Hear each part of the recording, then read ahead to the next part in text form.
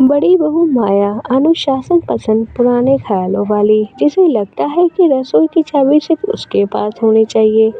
मंझली बहू रूपा चटपटी बातें करने वाली, खाने की शौकीन और थोड़ा कामचोर। छोटी बहू पिंकी मॉडर्न, जिसे नई डिशेज और सोशल मीडिया रील्स बनाने का शौक है। पति गजाधर बेचारा, जो हमेशा तीनों के बीच सैंडविच बना रहता है। सास दादी माँ सरस्वती, वह इस घर की असली सुप्रीम कोर्ट है।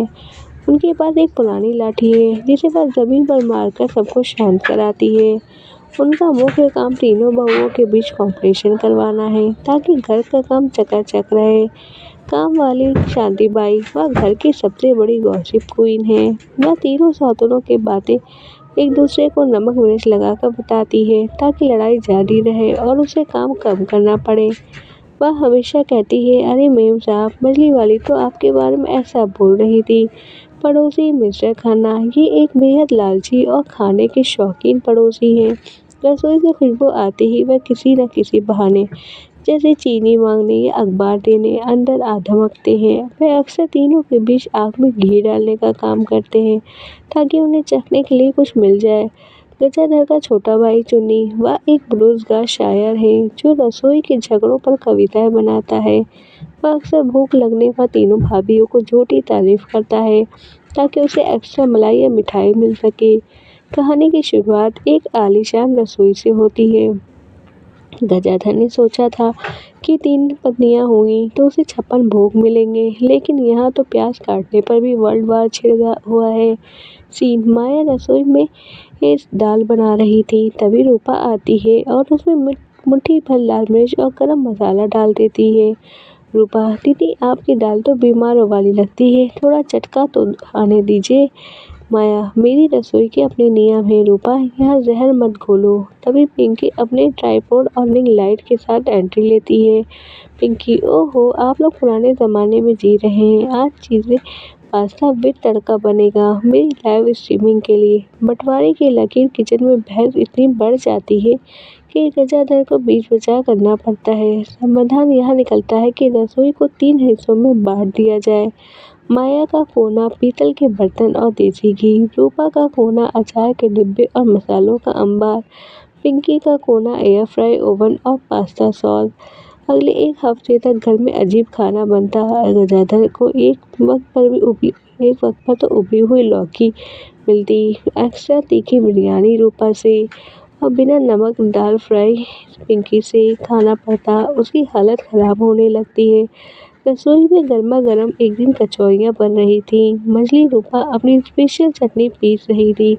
तभी काम वाली शांताबाई धीरे से उसके कान में फुसफुसाती है, मंझली मेम साहब, बड़ी जी ये कह रही थी कि आपकी चटनी में स्वाद नहीं, बस मिर्चें हैं। रूपा का पारा चढ़ जाता है और वह जानबूझ कर चटनी में 2 गुना नमक डाल देती है। तभी सास सरस्वती अपनी लाठी क्या खटखटाते हुए बात है, रसोई आज में खुशबू प्रवेश पड़ोसी करती तक हैं। के जा रही क्या है बात या है? सिर्फ धुआं ही धुआं है। उसके पीछे पीछे पड़ोसी मिस्टर खन्ना भी चीनी का खाली डब्बा लेकर आ जाते हैं।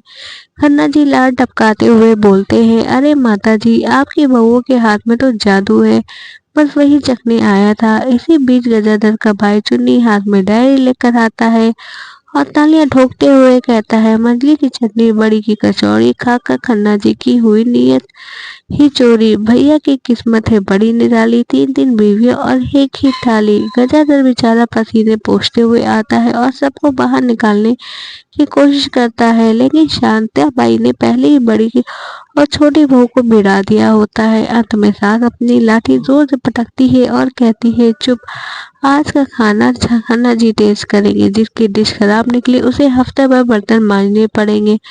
सब सन्न रह जाते हैं और खन्ना जी खुशी खुशी बलि का बकरा बनने को तैयार हो जाते हैं।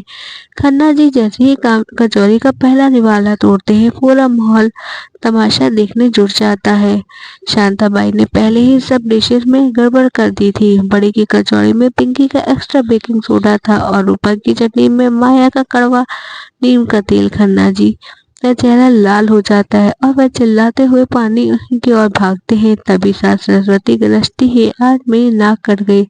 शांता तू अभी के अभी यहाँ से निकल, तेरी आग लगाने की आदत मैं जानती हूँ। सास का रौद्र रूप देख शांता बाई दुम दबाकर भागती है।